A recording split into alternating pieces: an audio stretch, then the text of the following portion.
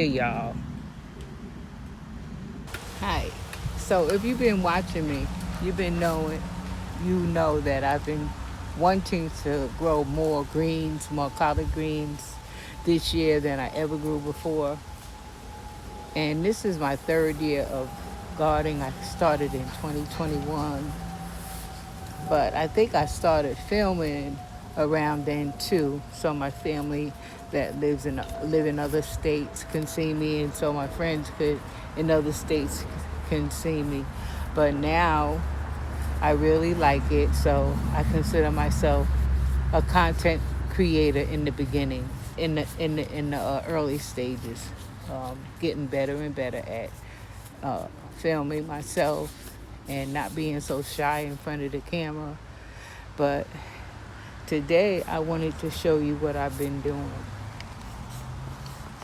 So, like I said, if you've been following me, you know my garden is full of leaves, and I have to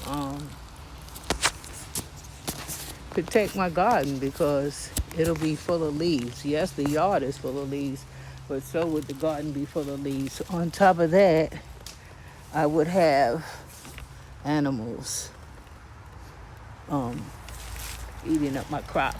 Yesterday, I was looking out the window and I seen it looked like a chipmunk came to try to get into one of the garden beds, and I was like, I'm so glad that I have it down real tight where they couldn't get in, and he couldn't get in. So this is my brassica bed. This is a Morris Heading growing. This is the first time I've ever grown Morris Heading cabbage. I usually grew Georgia Southern collard greens, and I still am growing Georgia Southern collard greens, but this is a Morris Heading I tried, and then the company that I bought it from gave me a free pack of Champion, and I started this bed earlier in the springtime, but insects got to it. So what I did was put some of that white powder on it in the soil, and I amended the soil, added some new soil to top it off, and I added some cow manure, um, you know, so the brassicas would grow nice. And then I dropped some seeds. If you look here, you can see germination there, there, there, and those are the onions from my house I used after I had made a meal. And there are other Morris Heading collard greens that I grew. The same time I grew my Georgia Southern collard greens that are in the contest. And I wanted to try my hydroponic machine early. So I grew another Morris Heading collard green about 3 weeks ago in my hydroponic machine. It's right there, 12, 12, 12 compartments. And this grew. And this is another Morris Heading. And I said, you know what? I'm going to put this in the garden with the other brassicas, and I'm going to see how it grows. Now, the first time I ever put my hydroponic vegetables in the gardens was this summer with my tomatoes, and they grew. So I trust that these will grow also. But this is my first hydroponic collard green and fall try. So I'm gonna get the hole ready. I don't see anything growing here. I'm sure I planted over here, but I don't see anything. I'm gonna pause it, and then I'm gonna make sure I have you guys in focus where I'm gonna be working at. Okay, I'm in back. I believe the camera's in focus. I can see my hands in there. I'm gonna plant my Morris Heading Collard green right here. So I have my amendments with me in the bag. And I'm going to make the hole for it right here. I think it's got room to grow, and it says to grow it at least 7 inches apart. So this is good. I'm going to grow it a little bit off here. Right here. I like to use this thing. It was gifted to me. And before I even started gardening, I had that. So here I have some blood meal, organic blood meal.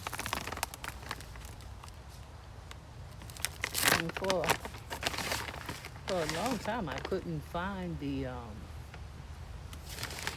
just about, don't need a lot, y'all. But since it gets cold out here, I put, I guess, 2 scoops in there. And blood meal is the nitrogen. And fall brassicas, or brassicas period, because they grow the leaves, we need blood meal.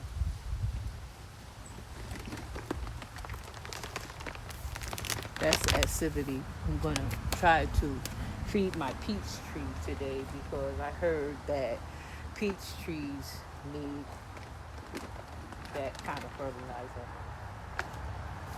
This is bone meal.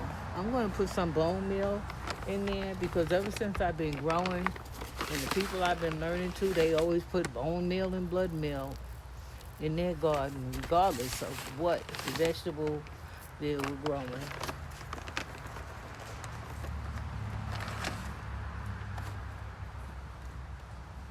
And then the granulated food fertilizer, of course I don't have it with me, but I think this is enough.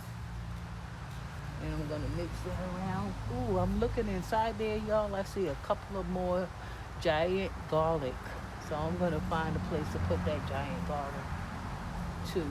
And I'm gonna take this right here. I'm gonna leave it on here. Now when I planted my tomatoes this past summer, I took this, they call it soil.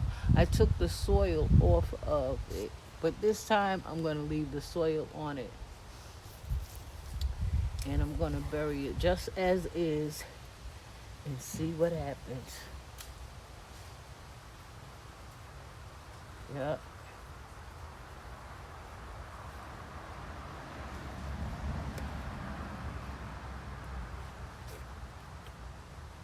And see what happens, y'all. There it is. Can you guys see it real good? I'm going to try to give you a close-up.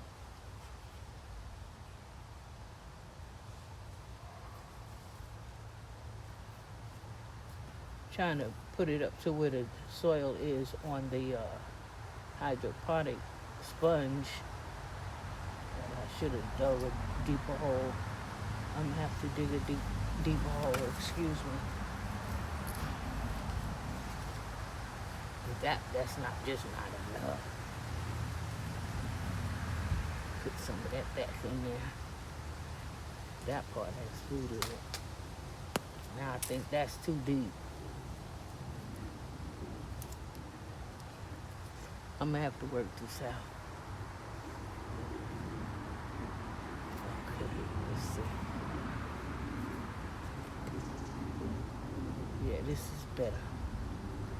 I don't want to crush it because I want it to survive, and I don't want the leaves to hit the ground. So I think I'm gonna leave it like that. Check on it through the week. Put some pine cones underneath the leaves that are there because I don't want the leaf to hit the ground. I'll keep an eye on that. Just don't want the leaves to hit the ground. And I'm gonna water it.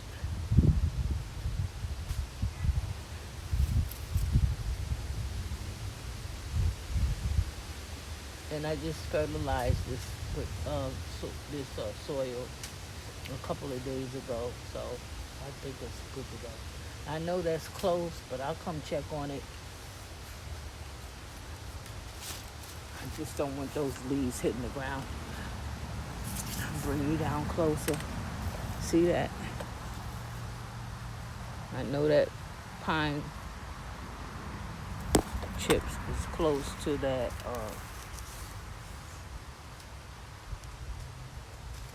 flower, but I don't want those leaves hitting the ground. So I have my water. It does not have any fish emotion in it. And I'm going to water around it. And it's time for me to water my soil today anyway, so I'll be doing that too.